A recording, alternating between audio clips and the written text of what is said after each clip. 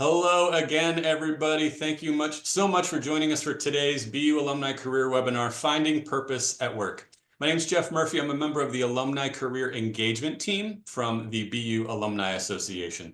Today's webinar is offered to our 389,000 alumni around the globe and, of course, all of our current students. We appreciate everybody tuning in from some very far away places from the Boston campuses of Boston University.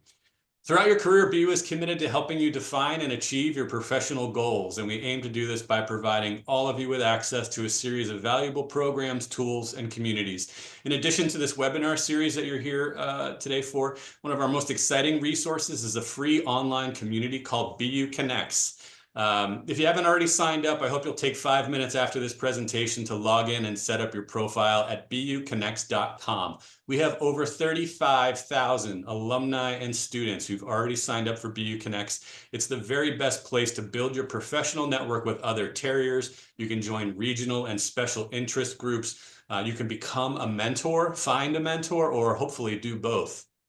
Before I introduce today's speaker, just a couple housekeeping notes. Today's presentation is being recorded and will soon be made available for on-demand viewing on the BU Alumni and Friends website, which you can find at www.bu.edu/alumni. Our speaker today is very eager to answer any questions you may have, and you're welcome to submit them throughout the presentation by hovering over your screen and selecting Q&A. Go ahead, type your question in at any time, and we hope to get to as many of those as we can before the end of our hour. I'll also keep an eye on the chat, which we'll be using throughout this presentation as well. It's now my pleasure to introduce our speaker for the day, BU College of Arts and Sciences alum, Jill Steinberg. Jill is an emeritus professor of San Jose State University. She's a licensed clinical psychologist, a Salzburg fellow, a researcher, an author, and founder of something called MyRetirementWorks.com. Jill received her undergrad degree from BU in 1972 and a doctorate in clinical psychology from The Ohio State University in 1978. Jill teaches classes and presented her research to several universities, including BU, Google, and other professional organizations. Her research was published in the Aging Consumer: Perspectives from Psychology and Economics. And Jill also works extensively with the University of Michigan Ross Business School. Jill, it's always an absolute pleasure to have you doing these webinars for the BU community. You've done so much for us over the past 13 years. I think you and I have been working together, but delighted to have you here, and I'll turn it over to you. Thanks, Jeff. And of course, I'm delighted. I love BU and contributing. So what Jeff didn't tell you is that I'm 74 and I've been retired for 17 years. And he did let you know that most of my work and publications and teaching consulting is about successful retirement, the quality of life. And there's a lot of overlap from finding meaning at work to finding meaning in retirement.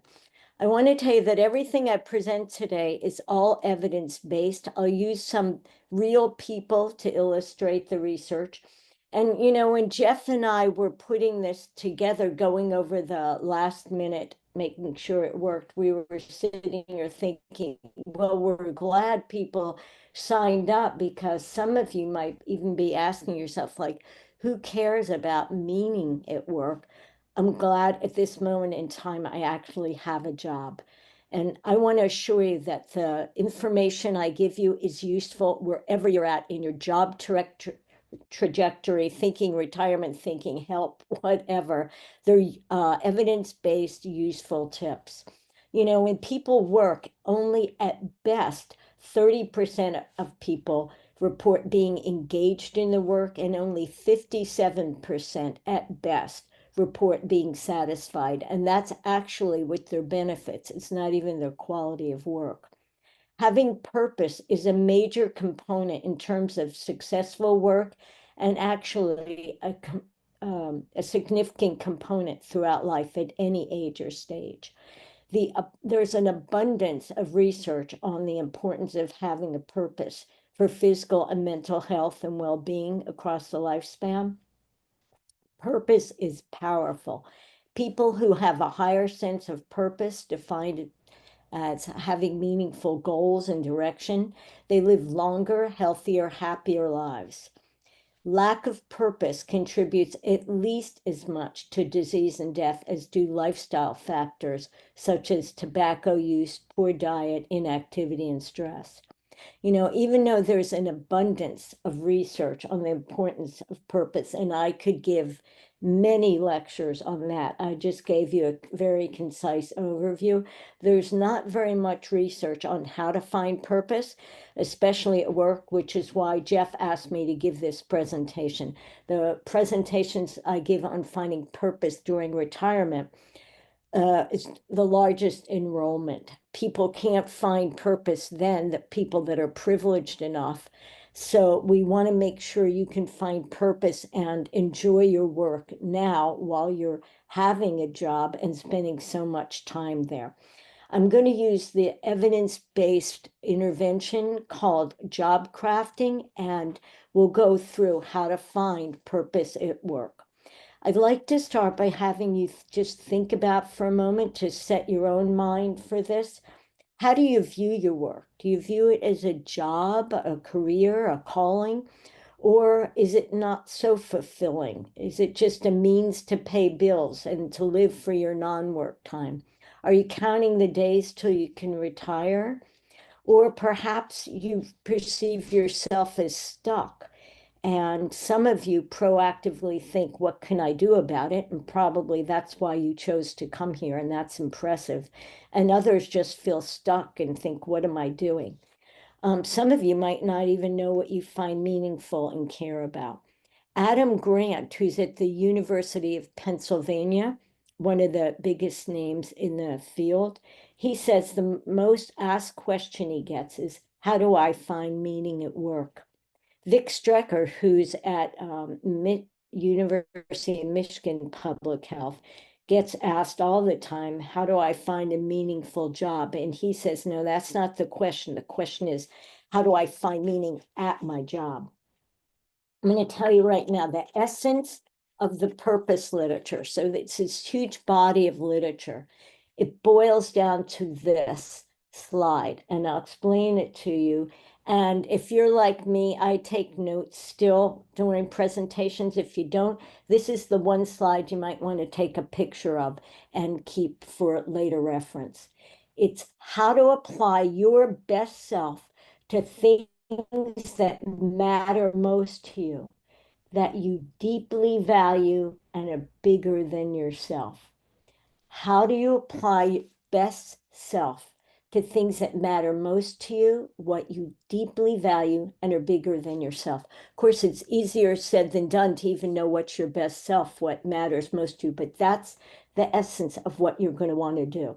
So I'm going to ask you a question that maybe you could put your just quick gut reaction into the chat, and Jeff will let us know what some of your thoughts are. Jeff, you don't have to read names, so in case people don't want their names said, just their ideas. What do you think employees want that gives them meaning at work? Or for yourself, what do you think gives you meaning, or you'd want? What do you think employees want that gives them meaning at work? And then I'll tell you what the research says. One person's chimed in, using your creativity, Uh-huh. a product or service that has some positive impact to society, connections to colleagues, development in role/advancement, continuous learning, have your work recognized, seeing a smile. I love that. Tied into core values, doing work that is respected by and useful to others, applying yourself to something bigger than you. You know, Jeff's going to save all these answers for me so that it'll help me inform me for my next presentation or work, how to make it better, and you can see them. But, BU alum are the best to present to, because you already know whether you have done the research or not. You just gave a summary of what I'm going to present to you. So those of you that are here, get it, what you want that's meaningful. So the research says it's kind of three things employees really want. They want career, community, and cause. career, it's just what you just said. You want a work that's meaningful to you, that helps you develop your own skills, that helps you think bigger about what you want to do. It's at the heart of intrinsic motivation. The second one's community, and community is about people. Whether you get a smile or people are nice to you, that's we want. Career, we want community. Community is at the heart of connection and belonging. It's caring about others, it's respecting others, it's having them care about you. And in fact, good relationships with others may be the single most important source of life satisfaction and emotional well-being across people of all ages and cultures. I don't know if you've heard of the Harvard study, Waldinger. It's the longest running scientific study of adult life ever conducted, and it's still going on. It started in 1938, which is almost 90 years ago. And it started with 268 Harvard sophomores, which is a very biased sample, but they expanded it to include blue collar workers, everybody's wives, children, and it's still biased in, they're looking at heterosexual relationships, but nonetheless, it's a really excellent sample and study. And when the people are older and you ask them in their 90s and 80s, what did they value most in their life? It's close relationships, even more than their work, money, or status. So we want to help you figure out how you can even do that at your work. And when you ask people what do they miss most about their work, it's their social connections. Actually, this will tell you how old I am. When I left work, it's true, I really missed my students, even though I was able to continue with them. But I also missed the copy machine. Of course, now we have printers, but that just dates me. So we've gone over career and community. Cause is about having purpose. And this is something people often don't think about. How does my work have meaning? How am I contributing to others, or is my organization contributing to society? Of course, some of you in your answers knew this, and it's important because at the end of the day, people like to have pride in contributing. And even if you're having a very bad work day, you can still think, well, at least this does good on some level, and that can keep you going. And also, this goes along with the evidence that around midlife, people shift where they want their job to be their lives to be contributing more more to society than just rising in their career. So I'm going to say it briefly another way. What are the prerequisites people want to feel best at their job? They want it to be meaningful, like you said. They want to feel responsible for outcomes. So people want to know that what they're doing has how it fits in with other things. They want knowledge of the results, and they want their job to be challenging. Challenging is a big one. People like to learn and grow. Not too stressful, but they want to learn and grow. So I'm going to ask you another question for the chat. What do you think are the benefits of finding meaning at work? If you could quickly write something in the chat.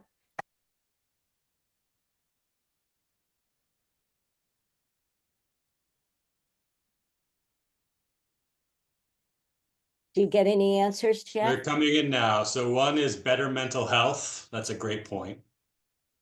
Self-satisfaction, improved engagement and impact,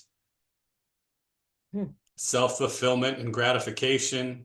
Try to give the best of yourself. Overall increased happiness with yourself, which then impacts your family, etc. Happiness, total devotion. You wake up This wanting to go to work. Energy. This is wild, Jeff, because you have said exactly my next part of the presentation. You know the research, which is, I guess, why you're all here to find out how you can be sure and maintain meaning. Because people that have done this job crafting, from small nonprofits to large Fortune 500 companies, say exactly what you said. They feel more engaged, more satisfied, happier. They're better on teams. They value their work more. they're the ones that are better citizens at work. You know, they ask you, do you want to get coffee? I'm going out for coffee, or they turn the lights off. They remember your birthday, you know, things like that. When people feel like they have meaning and connections, and they're more resilient. And Adam Grant says resilient is the most important skill at work for satisfaction and success. Just to say it one more way, that people, if you look at the literature, the organizational practices that are best for people to find meaning. So if you are a manager, this is important for you to be thinking about people that work under you, not just yourself. How can you offer these things so people will feel like they have meaning at their work? People want skill variety. They don't want the same thing every day. They want to be excited to try new things.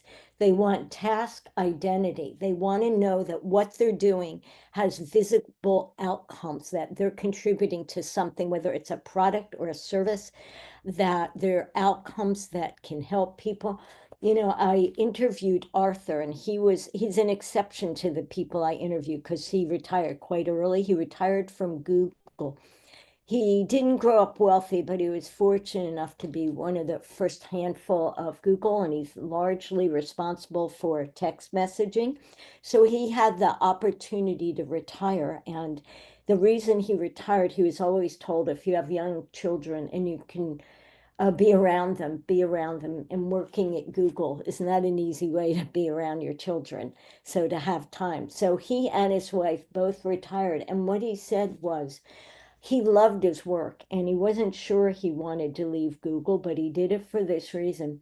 And what he found in his retirement, he retired at 47, was that he could complete tasks. And one thing he didn't like at Google, he could have gone so far down the line in working on a project and it was still up to Google. They can pull it like the last week before. And that was a really hard part of his work. He liked the scale of the people he could influence by working at Google, but at least at home, now retired, doing his own computer science projects, he gets to be in charge of his own tasks. And people like to have agency and be in charge. Another thing people like is task significance. They want to know that they're contributing, whether it's to other people or to this meaningful product or service. And lastly, as you said, people want positive workplace relationships, even a smile or people remembering what's going something on your life or how's your project going. And that was, as I said, people are afraid of losing close relationships when they leave their work, particularly males. And Arthur said that was the thing that was most worrisome for him for leaving Google. And he figured a way to continue connections because working at Google or tech is so different from the university. At the university, they encourage me to contribute back, to stay in touch with colleagues. At Google, you're out and you're out. So when I present at Google, he wasn't even allowed to come, but they found an exception. And here he was, this exceptional worker. So it depends on your workplace, exactly what you're going to lose in terms of connections. So here you go.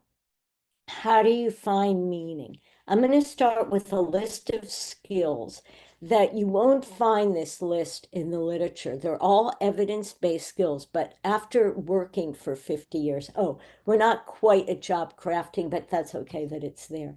I'm going to just tell you some of the skills that over my years of working have helped people find success in all areas of their life. And I worked at the university, a lot of it was about career. So you've got to be proactive. If you see opportunities to engage, you've got to try and take them. If you see ways you can contribute or things that need fixing, you need to be proactive about seeing how things could be. You need to be assertive, go for what you want, and analytic and reflective. People are often not introspective. That's often something I had to teach people in at the university was thinking about their situation at their work. Is it working? How's it mesh with your ideals, your life as things change? You've got to have grit. That's extreme perseverance or extreme persistence. And, for those of you that are getting closer to my age, people over 65 have the most grit. And grit predicts college success more than IQ or anything. You want to be able to connect with others in a positive way, be imaginative, resilient, and conscientious. And all these things are skills. So if you feel like you don't have them or you wish you could get them better, they're all skills you can learn. And as Jeff said, as a BU alum, if you want to contact me, I do this for BU for free, of course, because I'm an alum and this is a way I can contribute back that has meaning for me. So job crafting, that slide that Jeff put up with Amy Wisniewski, if you want to look up more about it, you can look her up for more details and articles. Basically, what it is, it's a conscious, deliberate process whereby the employee takes charge of their situation. So you're not waiting to be dependent on somebody else to fix your situation. You are going to consciously figure out what's working, what's not working, what tasks do I do, whom do I work with, and you're going to make the shift. It's a big perspective shift where the person is going to start taking more charge of their situation, and you're going to start thinking of your job more as building blocks rather than fixed. You're going to start analyzing what is going on, and I will teach you how literally to start thinking about it. So you're going to think, I have a job, really, it can be tweaked. What can I be doing differently? What works, not work? And something bigger. How is my work contributing to something bigger? As I said, at the end of the day, if you have a bad day at work or it looks like things aren't working, if you know that at least what you're doing is contributing to something larger that matters to you, that can keep you going. So it will be rethinking your job so that it meshes more with what you value, your strengths, and your motives. And since this is kind of a new intervention, just a little over 10 years, they have good, like very solid data, but it's new. And I just read the most recent research on what if you want long-term benefits that this keeps working, you have to have a dual mindset. You have to be looking at your job, how you can change it, and also yourself, how you can change yourself. So the three things about job crafting are task crafting, relationship crafting, and cognitive crafting. Task crafting is thinking details about your responsibilities. What tasks you do. Can you change them? Can you do them differently? Are there others you wish you were doing, others you wish you weren't doing? So say you're a sales manager. You might think as you leave here, you know what? I've been curious about event planning. I like the challenge of organizing things. Maybe this way, if I would do event planning, I can learn more about logistics and travel. That could excite me. So task crafting is your responsibilities. Relationship crafting is about your interactions, whom you work with. Are there people you want to work with more, work with less, work with differently? You like the way they work. Maybe you could start finding out how to work more like they work. So say you're a managing director, a faculty, or an electrical engineer, you might leave here and think, you know what, actually, I want to do? I want to mentor someone. And there's an abundance of research on the importance of mentoring, and maybe you've benefited from it. So people like that one-on-one relationship. And in the retirement research, people say, I wanted to do this. I didn't have the chance. So now I'm going to do it. I want to be able to use my knowledge and skills to help someone else. And there's a lot of literature on generations working together, how beneficial it is for both of them. So that's about relationships. Or maybe you're a marketing manager and you think, I want to work with the app designer. I like them. I'd like to learn more about the tech side. So you figure out, is there a way you can work with them that you can benefit them too? And when you're thinking about your colleagues, think about, remember, you spend a lot of time maybe on committees or working with others on a project. So think about your colleagues and also the people who are above you, because you're going to have to get others involved when you're changing your task or whom you're working with. The last one is your cognitive crafting. And this is the part where I keep emphasizing changing your perceptions, thinking about your work. Can you have a purpose that's bigger than just for you? Can it have meaning for others? So anyone that knows me knows I'm not Pollyannish. And if you're sitting here thinking, Jill, you don't get it. You don't know my work. You don't know my managers. None of this can I actually literally apply no matter what I do. Then that's a different situation, and you might have to look for another job. Most of you, and the literature says that's not true. You start here with changing your job. And even if you're thinking about leaving, it's good to think of these things in advance so you'll be better informed about what kind of job you would actually want.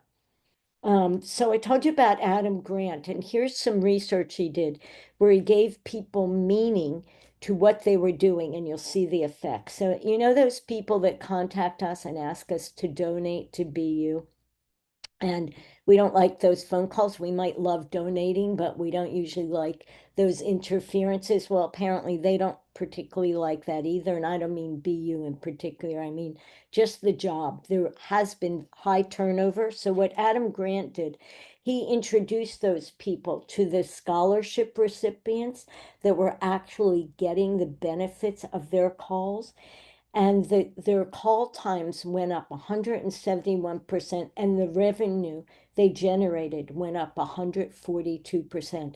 It changed how they approached their jobs, how they approached their phone calls, because now it had meaning to them. He did this with radiologists. He showed them pictures of the people that they were actually interpreting their scans, and their accuracy went up 45%, which is great, but it makes you wonder the ones that aren't looking at our pictures. So, and remember, people like challenge too, whether they're at a job that they're feeling good about. People like to learn and grow. So you're going to want to look at goals and do some, I'm liking what I'm doing, but I want to make sure that I'm learning and growing, because that'll keep me interested. So let's go to the job crafting questionnaire. I think, yeah, this slide. So you don't need to read it all, but what it does, it gives you placement. Sometimes when I'm learning things, I like to see, oh, what kind of questionnaires they give, or questions to inform me on the specifics of how I might make changes. So I'll give you an example here. Like on task crafting, they might ask you, give your preference. Do you give your preference to work tasks that match your skills and interest, or are you looking for new tasks that could?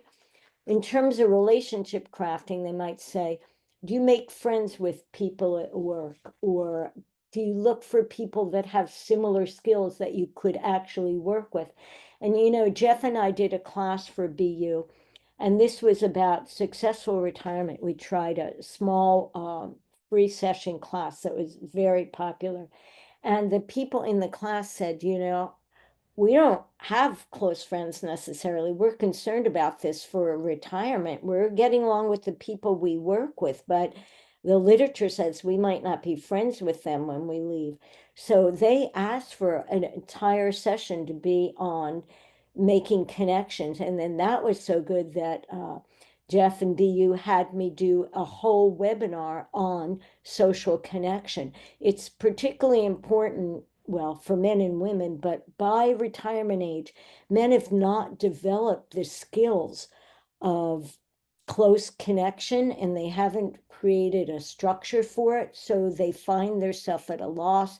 Then if they're in a heterosexual relationship, it can be very difficult for the relationship. So I'm encouraging you, maybe if this sounds like yourself, one of the things you could do and leave today is say, I'm going to find meaning by developing relationships at work.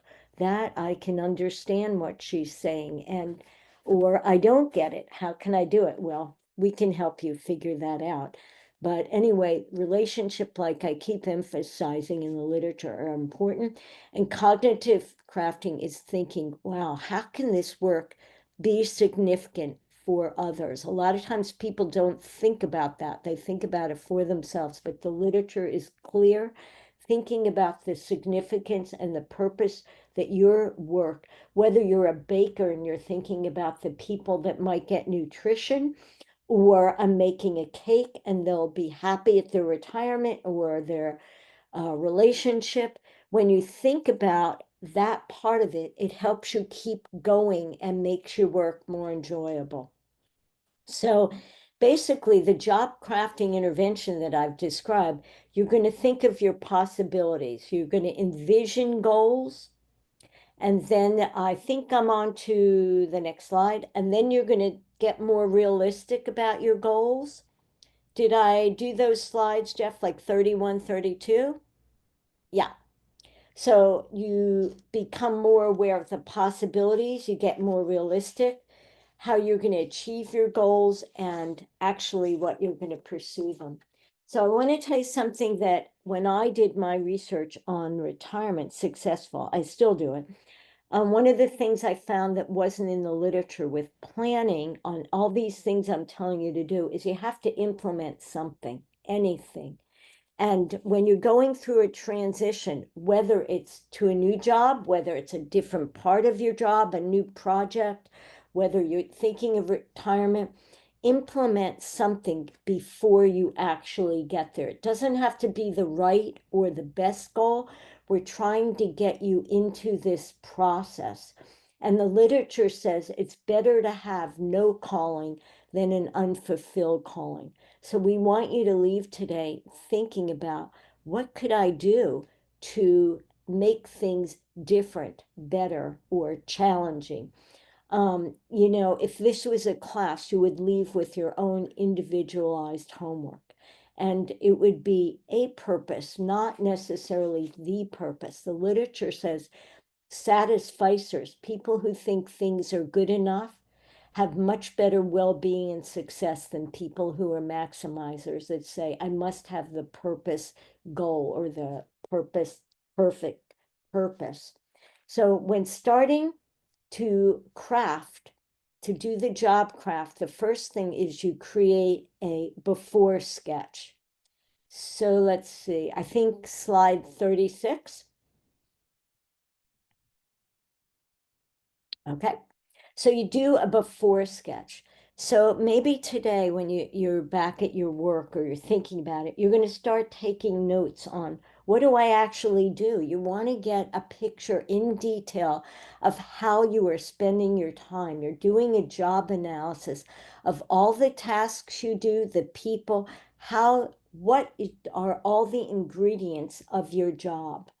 And then you're going to do a personal analysis. You're going to think about yourself. What are my strengths? What are my motives? Why do I want to work? What do I, at the end of the day, what would make me feel glad that I work? What's good for me? What am I actually doing? And then you're going to be putting that together. And I'm going to give you a clear example of an after diagram, where you want to go, combining your skills with the job you have. How can you tweak these things? Where are you going? And then an action plan. And learning comes from doing, from experience, from reflecting. So it's an ongoing process of, you could start anywhere here and you'll keep going over it. So I want to tell you that maybe one of the things you'll do from leaving here is say, you know what? I've been stuck in my job because of public speaking. I'm afraid to give a presentation. I think it's time I start working on it. I don't want to be stuck, whether it's this job or a future job. And I want to tell you, I was, when I was working at the university, I also had my private practice, and I would have people come to my private practice solely to learn how to public speak. As I'm sure you know, people are, that's one of the biggest fears in life. And a funny thing happened yesterday on the BU information that they give you every day and things that are going on. There it was. Are you afraid of public speaking? You can join this club. It was kind of like, uh-oh, is even BU reading my thoughts? So what I wanted to tell you about, I think I have a slide on Fatima. Yeah, number 42. So I'm going to give you some information. This is Fatima. It's from the Harvard Business Review. And of course, if they're going to give a case study, they're going to give a successful case study. So this is about someone that used job crafting that illustrates well what you could do. So Fatima was a 30-year-old mid-level manager, and from, if you looked at her, you thought, oh my God, she loves her job. People compare their outsides. They compare, individuals compare their insides with other people's outsides. And they look at her and they think, wow, she loves her job. She's doing really well. But if you asked Fatima, she felt stagnant. So I'm just giving you a couple highlights, and it's very accessible on the web article you could get if you want to read it, and it's easy to read, and then you could slowly go through it. But anyway, from all, she looked like she was really enjoying her work, but she'd go home at the end of the day and think, oh, what am I doing? I'm stagnant. I don't like what I'm doing. I'm not even sure why, but I don't know why I took this job. And she was on the verge of quitting, but at a time when she felt like it's not easy to get other jobs, I just have to stay. So she was fortunate enough to get involved with this job crafting. And so you see her before design and before diagram. By going through carefully all the things that she did, she realized, no wonder I'm not happy. I spend my days with the minutia of work. I spend lots of time just monitoring other teams' performance. I answer questions. I spend so much time on emails or not doing things like growing and learning and seeing the big picture of my work and the organization and how I can help others grow. So she did this, her after design, and started looking at what changes what I want, what are my motives. And she realized, I'm a person that I like achieving personal growth. I like meaningful relationships. I like communication. She was good at tech. And her passions were teaching others and learning new tech. And she just wasn't doing that. And that's where she wanted to go. So when you look at your work and trying to find meaning, you have to think, what are the challenges or obstacles that are getting my way? And she thought about where she was working. She was going to have to get them on board with her changing her work by thinking, is there a new product or a new service I could offer? And then she thought, okay, if I'm going to do this, I need other people on my side who are good at these skills, who would think it's a good idea. So she involved other people. And now, so that's why she gets to be a successful story. She's really changed her work a lot around and feels like she's one of the innovators at her work. And she gets to create new jobs, and she has combined marketing with technology by getting involved with those people. So you really can do it.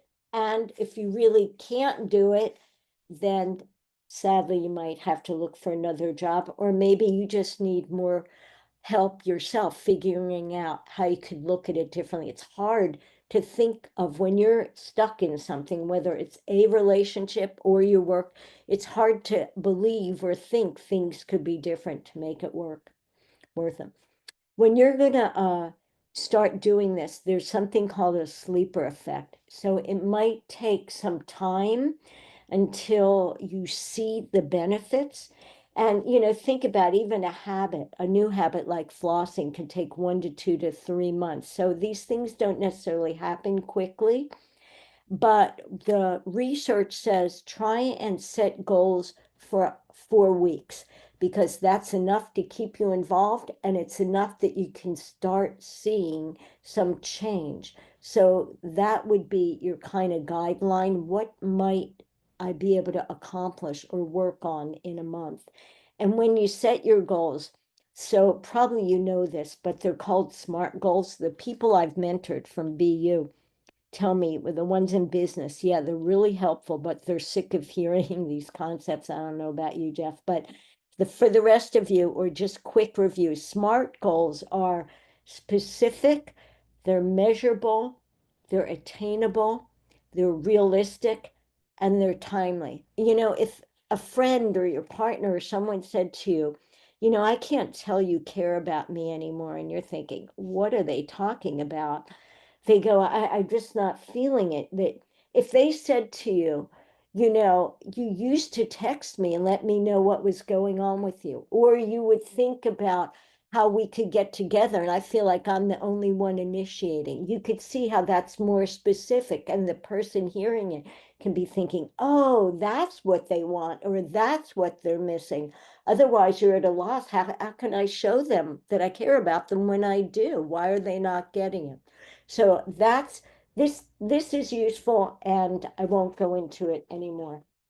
Um, Remember, it's an ongoing process, so you have to keep reflecting and analyzing what you're going to do. I see we're getting close to time, so I'm going to just give you a couple more tips before we end. So think about your ideal life and the life you wish to avoid. Think about your job. And if you do your same job for the next 30 years, if you're dreading going to work now and you think about that for 30 years, that will actually can help motivate you. The literature says that when you think about what inaction will do or staying the same, not doing anything, that actually can help people go, okay, I've got to do something. When you're setting goals, approach goals are better than avoidance goals. So thinking about, I want to be more engaged in my work is better than thinking, I don't want to feel funky. I don't want to sound like my colleague block who comes in and they can't stand their work. I want to think about something you want to approach, being more engaged. Think about goals. Learning goals are better than performance. So if you leave here and think, you know what, I am going to work on public speaking, you want to think about how can I learn to be a better public speaker rather than saying, okay, by the end of May, I'm going to give 2 presentations that are great. Think about the learning that will keep you going. When if it didn't go well, you can think didn't go well, or wow, it did go well. What went here that I can use in another situation? Um, Think about, like Fatina, the goals and your obstacles to it. So I'll give you an example of Elliot Aronson. He's an eminent psychologist. Maybe you've heard of the concept cognitive dissonance. That's Elliot. So I interviewed Elliot when he was 80 for my retirement research. And he told me when he was working, he loved his work as a professor and researcher, but he was going blind. So this isn't an example of meaning. He had meaning, but he was afraid he was going to lose all meaning by going blind. So what he did, it was very proactive. This was at a time where wasn't technology wasn't as easy, but he learned to teach his computer to talk to him so he could hear his emails and the research. It was slow and it was a word at a time, but nonetheless, he could stay connected to his research, his colleagues. He learned how to walk with a cane. This is before he was officially not able to see. He got a seeing eye dog and he moved to downtown. He lived more remotely and he thought, I need to be able to use public transportation. I need to meet my colleagues downtown. And he did all those things, but he gave up teaching because he felt like without being able to see his students, it wouldn't work. So at age 80, we taught a course together. I was his eyes, and he learned from that experience that there are other ways he could hear and do things, that he didn't need me to be his eyes, and he continued to teach after we worked, and that was at 80. So I just want to say one thing about having meaning at work. There is a dark side to having meaning at work, which is people can tend to overwork. You're so excited about good projects in your work and you're taking them home. It can interfere with family and other commitments. So, and then other people say, wow, that person's really a good worker. I want them on my team. I want to work with them. So all of a sudden, you're the person that gets asked to do more stuff. I'd say be aware of that. So we're going to end with, I'm going to ask you one more question, and then I'll tell you what the research says. What do you think is the number one regret of people who are dying?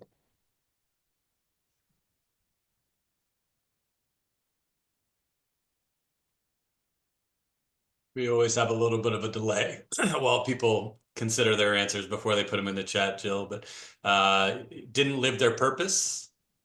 Yes. It's a good one. Yeah. Sad, but good. Didn't spend more time with family, missing relationships, not spending enough time with loved ones, too much work, not spending more time on social relationships and family, didn't focus on their priorities like family time or otherwise, neglected relationships, not enough life, living life, did not explore their fullest potential. Huh. I, BU, you're amazing. BU alum. I love working with, you just said the exact thing that's in the literature. Bronnie Ware is, this is the only thing that isn't uh, evidence-based, but she is a nurse that works with people who are dying. And the number one regret is, I wish I had had the courage to live a life true to myself, not the life others expected of me. And remember, I brought up the Waldinger study at Harvard. Men said, so these men that are in their 80s and 90s said, what did they regret? I worked too much. I wish I'd spent more time with close others. What did the women say? I wish I hadn't cared so much about what others thought of me. So I would like to wish you the courage and support to live a life, including your work life, that has purpose for you. And thank you for coming to this. I really hope it helps some of you get more meaning at your work. We spend so much time there and then so much time maybe recovering. So there's my email. You can contact me as a BU alum. I will respond as best as I can. And now we have time, Jeff, about 10 minutes. If there are any questions, hopefully I can respond to them. Bill, this is amazing. And I'm sitting here reflecting as you're doing your presentation of all of these that I've done. And I've done, I think, literally over 100 of them. You are such a true academic. The way that you bring this research, these scientific studies to support these ideas is really impressive. So while we're waiting on folks to chime in with their questions, and again, you can put them in the chat, you can put them in the Q&A box. I just want to say thank you again. We did get one question. I actually don't even know this, Jill. Are you on LinkedIn? People want to connect with you. The best way to do that is on Gmail, right? Well, Gmail, or you can go to myretirementworks.com. Well, I don't know where you're at in your career, but let's just say this. If you came to my successful retirement workshop, you know, I'd say you want to start thinking about retirement at least 10 years before you retire if you want to enjoy your life at that point. And of course, retirement now is very evolving, but myretirementworks.com. And I'd say for any of you, go to this section, whether you're thinking retirement or not, my research, because even though it's how to have a successful retirement, it's focused on that age. It's really useful skills at any age from adolescence on, of thinking about your life and how to do it. There are issues about couples and anyway, how to plan, how to implement. So in My Retirement Works, you could reach me that way. The Gmail is my direct email, and you could contact me that way. We had a question fairly early on in the chat that was basically, and I'm wondering if you touched on this, I missed it, but what the research might say about for all of these tips and thoughts on finding meaning, finding purpose in work, does any of the framework change based on somebody's age or career stage? Like, are there things that people find more engaging when they're younger? Obviously, you've spent so much time dedicated to research about sort of later in careers and heading towards retirement, but does all of this apply sort of regardless of how old somebody is? Does that change at all? The framework is the same. And when I give a presentation on how to find purpose, literally, that's the total focus. I give even more details of all the things you want to think about. So, yes, people, what they want changes, but the structure of how to do this process, that doesn't change. So, like, if I can remember this is we'll see. I didn't review this for this. People like 30 to 39 value their work most and career and building it. And like I said, by mid-career, people are looking at how can I contribute more to society, to my job, more than just developing it. And then, yes, later in life, all these things that I brought up, finding purpose, social connection are really important. And I really encourage you now, if you're going to do something, if your work feels meaningful, if there's any way you can work on social connection, it's really a problem later in life. And so that's why I just gave an entire webinar for BU on finding social connection. It's not an easy skill, so you think you're not good at it, other people aren't good at it. It's hard. We don't teach that. And yet at the end of the day, as you wrote there, people missed out on close relationships. Now they need them, want them. So yes, the process of what I teach is the same, and only slightly does it get tweaked what people value. I'll tell you a big shift is when people retire or when we get older, our time uh, line shifts. We start shifting to, oh, we only have limited time, as opposed to younger age. You don't think about limited time. You think expansively and what can I do? And you're kind of fearless and I'm going to try this and that. Anyway, that is kind of a very big difference, but it also gets you a little bit more to think, I've got to have quality. I have less left, which is true at any age. It's just we don't think that way. So those are some of the examples, but I would say anything that I teach from college age younger on, it's basically a similar process. And if you want more of thinking about how to find your purpose, the webinar I gave on finding purpose gives more of the details and specific questions you could also ask for generic purpose. We had a number of folks in the chat say that they were interested in hearing more from you about planning for retirement, making connections. So I will definitely send folks links to your recordings that we have in our library, some of those Okay. topics, so they have easy access to them.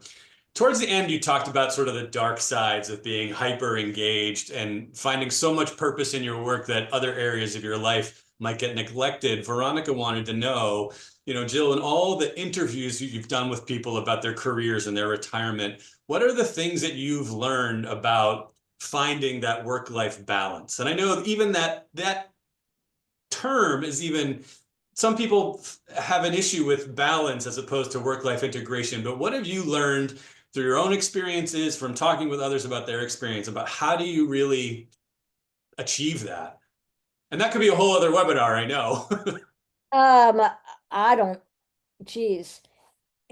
I don't have evidence-based information. I've read a million how-tos, but they're not evidence-based. So Jeff, if you have anything to say, I'd say I was kind of a failure at work-life balance, and that's why retirement is great for me because I have figured out how to do my work. And before I left, I did these things like implement. I wasn't so great at the beginning of it, but what am I going to do that has meaning? And now actually, I finally have a dog. I wanted a dog my whole life and didn't do it because I worked too much. So fortunately, I still have my close relationships. I'll tell you one silly thing that I did, but it was big. I would do two things at once. So when I would have friendship and be with people at work, I know I need exercise. You need exercise. You know, literature says that we need it, but I know I need it. And so I would get people to walk with me or run with me based on what they like doing so that I could still get exercise, go out with people I worked with, colleagues, talk. I even did uh, one therapy group or group at the university that included exercise because there's so much emphasis on exercise. I thought, well, we tell people to do it, let's do it. So I tried. The research says don't do two things at once. You don't do either one well, but things like thinking like that, how could I talk to someone and walk? That's okay. You can do that, you know. But I don't have good answers. Maybe somebody in the audience has good answer, or maybe you do, Jeff. It it's and if I was employed right now, I don't know because the universities are kind of being attacked, and I feel like I'd be so glad to have my great job that I'm sorry I don't have a better answer, but if you really want me to look into it, I will go into the research if you email me. I'd be happy to do that one. That has not been an area that I've researched. Well, it's interesting. My reaction is it's an art and not a science, right? There's not going to be any one way to make recommendations for somebody about how they find that balance. But perhaps that's another webinar we do in the future. And Jill, we're Yeah. up against our hour. I do want to let you know there's a ton of people who've weighed in on the chat just to say great presentation, fantastic, thank you. I'll make sure you get the full report of what people mentioned in the chat so you know. But again, you've done so much for BU and our community, our alumni, our students. You're one of my favorites. And Jill, thank you so much for doing this today. Jeff, and thank you all for coming. And you give me purpose. So thank you. Oh, and in my website, you can find a section on the research. So it's written very accessibly. It's been published, so you don't need to go to the publication slightly more up to date, but you can find a lot of this information there. Thanks, Jeff. Thanks to all of you. And I look forward to reading your comments. Thanks again, everybody, for attending. Thank you, especially to those of you who've donated to the university. We really appreciate your support. We've got 3 great online career events coming up in May. So I hope you'll take a minute to sign up for those on our website at bu.edu/alumni. Of course, just keep an eye on, make sure you're getting emails from us inviting you to these events. We send out a monthly alumni career newsletter called The Edge, where we're always highlighting things and even sharing some of our previous sessions, the recordings like the ones we've done with Jill. Don't forget to sign up for BU Connects if you haven't already. And thanks everybody for a great session. Hope you have a great day wherever you might be, or a great evening wherever you might be. And thanks one more time, Jill. Take care. Thanks.